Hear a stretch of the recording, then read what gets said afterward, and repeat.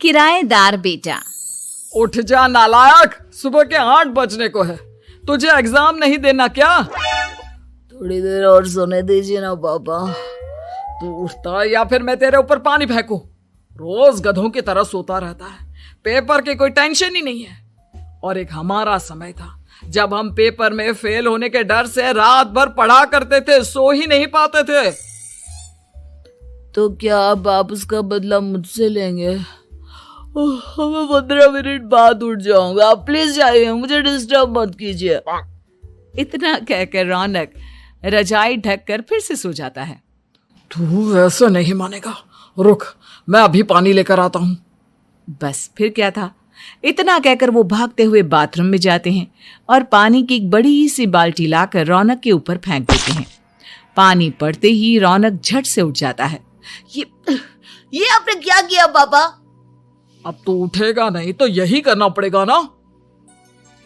वैसे thanks dad, आपके कारण ना अब मुझे नहाने की भी जरूरत नहीं पड़ेगी। चलिए अब आप माँ से बोलकर मेरे कपड़े निकलवा दीजिए, तब तक मैं ब्रश कर लेता हूँ। वैसे कल ना आप एक काम और करना, नहलाने के साथ साथ मुझे ब्रश भी करवा देना। ये ब्रश करने में ना मुझे बहुत आलस आता है। रौनक की बातों से अरविंद का मुंह खुला का खुला रह जाता है। वो अपनी पत्नी कमला के पास जाता है और रौनक की हरकतों के बारे में बताता है, जिसे सुन उसकी पत्नी हंसने लगती है। तुम अपने बेटे को समझाने के बजाय हंस रही हो। रौनक बच्चा है, धीरे धीरे सुधर जाएगा, आप क्यों उसके पीछे पड़े रहते हो? अभी नहीं सुधरेगा तो कब सुधरेगा? 10वीं क्लास में है रौनक, वो अब कोई बच्चा नहीं रहा। अरविंद की इतना बोलते ही वहां रौनक भी आ जाता है। क्या डैड, मैंने आपको एक काम दिया था, वो भी नहीं हुआ आपसे। अरे क्या हुआ बेटा? माँ, मैंने डैड से बोला था कि वो आपको बोलकर मेरे स्कूल की यूनिफॉर्म निकाल दे, लेकिन मेरे पीछे पड़ने के अलावा इनसे एक काम ढंग से नहीं होता। देख रही हो कमला, देख रही हो अपने लाडले को? अरे आप चुप रहिए जी। चलो बेटा, मैं तुम्हें कपड़े निकाल कर दे देती हूँ। बस ऐसे ही साल पर साल बीतते जाते हैं, लेकिन रौनक के रवैये में कोई बदलाव नहीं आता। वो पहले से भी ज्यादा आलसी और पूरी तरह अपने माता पिता पर निर्भर हो जाता है। 2 साल बाद पता नहीं कहाँ गायब रहता है पूरे दिन, अब तक तो आ जाना चाहिए था। अरे आप इतनी फिक्र क्यों कर रहे हैं उसकी? दोस्तों के साथ खेल रहा होगा, आ जाएगा अभी। ये कोई टाइम है खेलने का? 10 बजने वाले हैं, इतनी रात में कौन खेलता है? कमला कुछ कहती उससे पहले ही रौनक वहां आ जाता है। मम्मी जल्दी से खाना लगा दो, बहुत भूख लग रही है।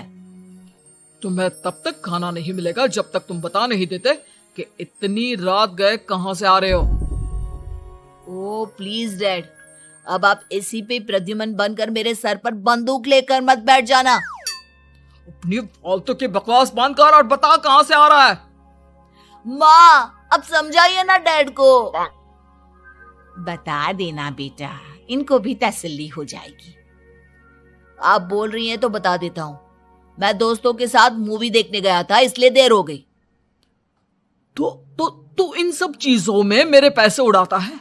कभी 1 रुपया कमाने के बारे में सोचा है तूने? जब देखो हवा की तरह पैसे उड़ाता रहता है। माँ अब आप इन्हें चुप करा दीजिए, वरना ना मुझे गुस्सा आ जाएगा।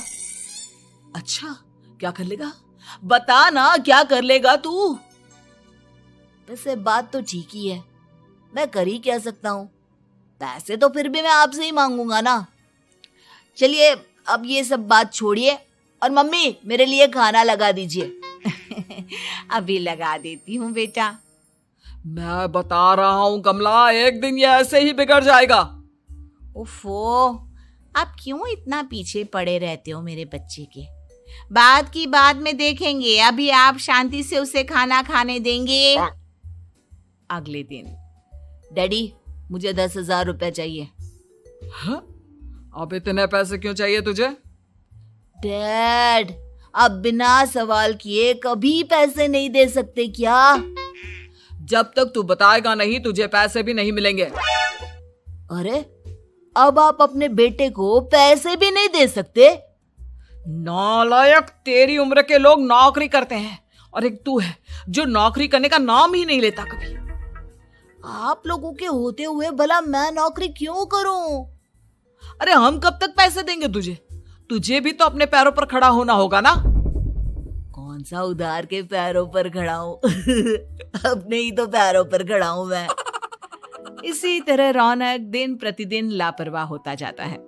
उसकी लापरवाही को देखते हुए अरविंद और कमला अपने बेटे की शादी कराने का फैसला लेते हैं और 1 महीने के अंदर अंदर ही रौनक की शादी मेघा नाम की लड़की से करा देते हैं। शादी के कुछ दिन बाद, रौनक, मुझे एक अच्छी सी साड़ी चाहिए, आप ला दोगी ना? हाँ, क्यों नहीं। कितने तक की आती है साड़ी? यही करीब 5,000 तक की। तुम चिंता मत करो, मैं आज ही डैडी से पैसे मांगकर तुम्हारे लिए साड़ी ले आऊंगा। आप कब तक ऐसे ही अपने पापा से पैसे मांगते रहेंगी? कोई अच्छी सी नौकरी क्यों नहीं कर लेते आप? अरे डैड के होते हुए मुझे नौकरी करने की जरूरत ही क्या है? पर आप ऐसे कब तक उनसे पैसे मांगते रहेंगे? कुछ आपको अपने दम पर भी तो करना होगा ना। अब तुम भी बाकी लोगों की तरह मुझे ज्ञान देना शुरू मत कर देना। साड़ी चाहिए ना तुम्हें, मिल जाएगी बस। इतना कहकर रौनक अपने पिता से पैसे मांगने चला जाता है। डैडी, मुझे 5,000 रुपया चाहिए। अब 5,000 क्यों चाहिए तुझे? वो मेघा को साड़ी चाहिए थी। अरविंद आगे बिना कुछ कहे चुपचाप उसे पैसे निकाल कर दे देता है। कुछ दिन बाद, तुम्हें नहीं लगता कमला, रौनक हम पर पहले से भी ज्यादा डिपेंड हो गया है? मुझे तो अब उसके भविष्य की चिंता होने लगी है। कल को हमें कुछ हो गया तो वो क्या करेगा? काश तुमने पहले ये सोच लिया होता तो आज हमारा बेटा इतना लापरवाह नहीं होता। तब मुझे कहाँ पता था कि मेरा लाड प्यार उसे इतना बिगाड़ देगा कि वो इस हद तक लापरवाह बन जाएगा। कोई बात नहीं, अभी भी देर नहीं हुई। मुझे पता है उसे कैसे सुधारा जा सकता है। कैसे? अरविंद कुछ कहता उससे पहले रौनक वहां आ जाता है और पैसों के लिए हाथ फैलाने लगता है। डैड, मैं और मेघा बाहर घूमने जाना चाहते हैं। अरे वाह, ये आज सूरज कहाँ से निकला है? Dad please. अच्छा चलो अब मुद्दे की बात करो। मुझे अब 25,000 चाहिए। अब तुम्हें 1 रुपया भी नहीं मिलने वाला। अगर तुम्हें पैसों की इतनी ही जरूरत है तो कोई ढंग की नौकरी कर लो। मम्मी, आप कुछ कहिए ना डैड को। बेटा, वो गलत क्या बोल रहे हैं? ये सब हम तेरे भले के लिए ही तो कर रहे हैं। मम्मा, मैंने बताया ना आपको, मुझे नहीं करनी कोई जॉब वॉब।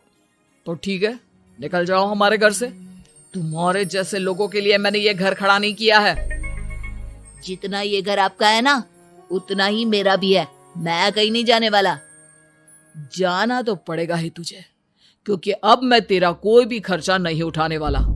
ठीक है, मत उठाइए मेरा खर्चा, मैं अपने दम पर भी जी सकता हूँ। तो बेशर्मों की तरह अब तक यहाँ क्यों खड़ा है? अपना सामान ले और निकल जाए यहाँ से। रौनक पैर पटकते हुए वहां से चला जाता है। घर से निकालना जरूरी है क्या उसे? बिना पैसों के कौन रखेगा उसे किराए पर? अगर उसका भविष्य सुधारना है तो हमें अपने दिल पर पत्थर रखकर ये कदम उठाना ही होगा। दोनों बात कर रहे होते हैं कि रौनक अपनी पत्नी के साथ एक बड़ा सा बैग लेकर घर से निकल जाता है, लेकिन घर से बाहर उसे कोई भी मुफ्त में अपने घर किराए पर नहीं रखता। अंत में थक हार कर वो फिर से अपने घर चला जाता है। क्या हुआ? थोड़ी देर पहले तो दहाड़ते हुए घर से निकला था, अब क्या हुआ?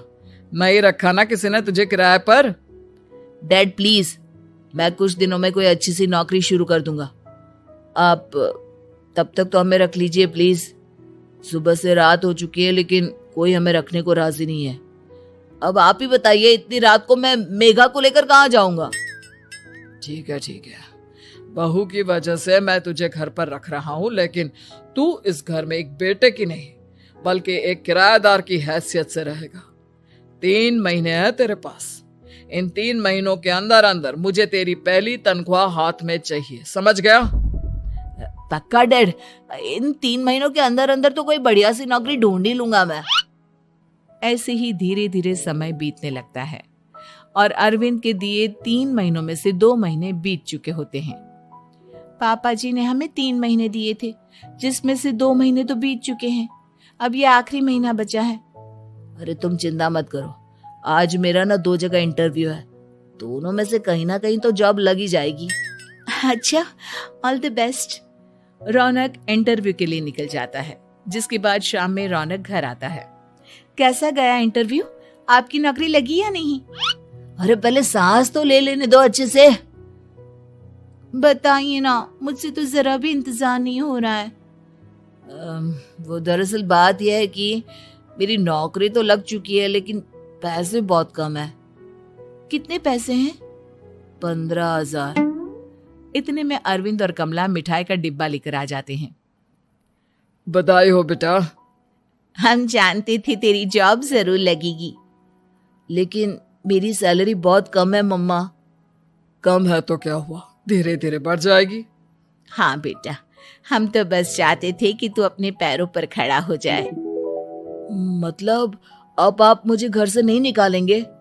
नहीं, ये सब हमने तुझे जिम्मेदार इंसान बनाने के लिए किया था। Thank you mummy papa. अगर आप दोनों ऐसा नहीं करते तो मुझे कभी अपनी जिम्मेदारियों का एहसास तक नहीं होता। आज आपने मुझे सिखा दिया कि इंसान का अपने पैरों पर खड़ा होना भी जरूरी होता है।